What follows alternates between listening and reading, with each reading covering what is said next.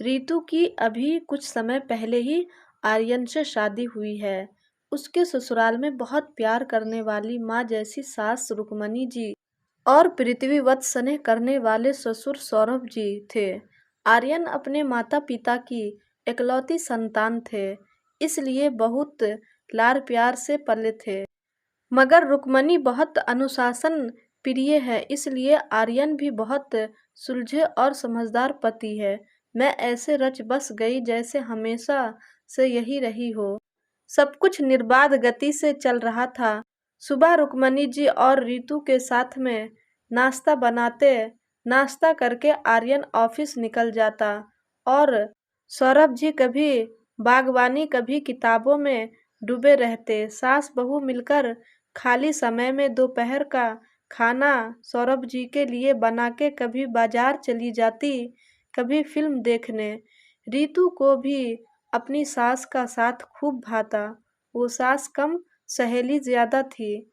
रुक्मणी को भी रितु के रूप में बेटी मिल गई थी, जो उन्हीं की तरह सरल और खुश मिजाज थी। रितु भी बहुत खुश थी, क्योंकि रुक्मणी बहुत ही मिलनसार और सरल स्वभाव की महिला थी। पास पड़ोस में भी सब रुक्मणी की सराहना करते थे, मगर इन सब के बीच रितु को बस एक बात खटकती थी। उसके ससुर सौरभ नीचे कमरे में सोते थे, जो शायद उसकी दादी सास का कमरा था, और सासू माँ ऊपर के कमरे में सबके साथ इतनी अच्छी तरह पेश आने वाली उसकी सास न जाने क्यों ससुर जी के साथ बहुत कम बात करती थी, और अगर बात हुई भी तो बस काम से काम। रितु ने इस बारे में अपने पति आर्यन से एक आध बार पूछा भी, तो इसने किसी न किसी बहाने से बात बदल दी। अब तो रितु की उत्सुकता बढ़ने लगी कि आखिर राज क्या है इसके पीछे, मगर रुक्मणी जी से पूछने की कभी हिम्मत नहीं जुटा पाई। दिन बीतते जा रहे थे और इसी के साथ रितु की उत्सुकता भी कभी कभी उसे अपनी सासू माँ का व्यवहार ससुर जी के प्रति बिल्कुल अच्छा नहीं लगता था, मगर वो कुछ कर भी नहीं सकती थी। एक दिन अचानक रात में सौरभ जी की तबीयत खराब हो गई। बुखार से तप रहे थे, मगर किसी को भी पता नहीं चल सका, क्योंकि वो नीचे अकेले ही सोते थे।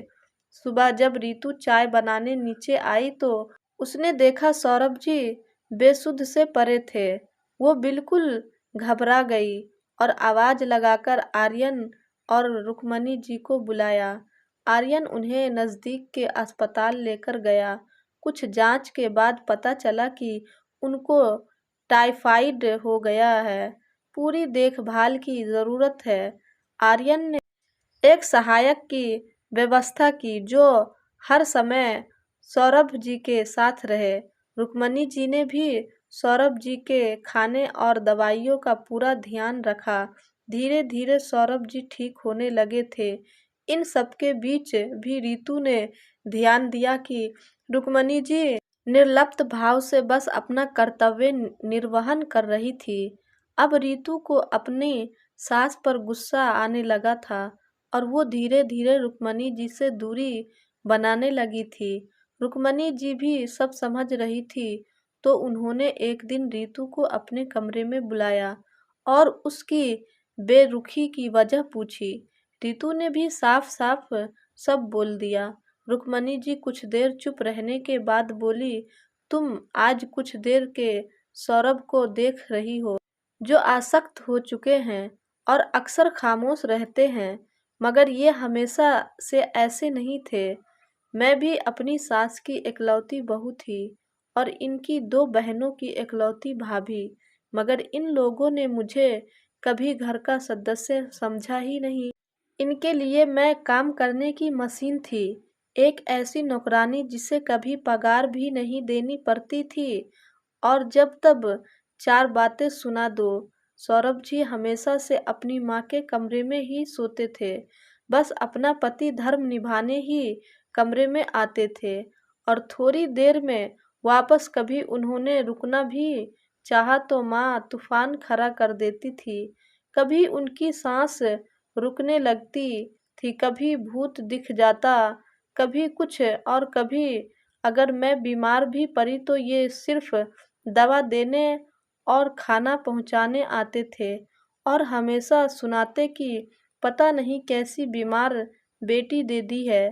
तुम्हारे माँ बाप ने मायके जाने को तरस जाती थी मैं, क्योंकि मेरे जाने के बाद खाना कौन बनाता। शुरू शुरू में मैं बहुत रोती थी, मगर उसका किसी पर कोई असर नहीं पड़ा।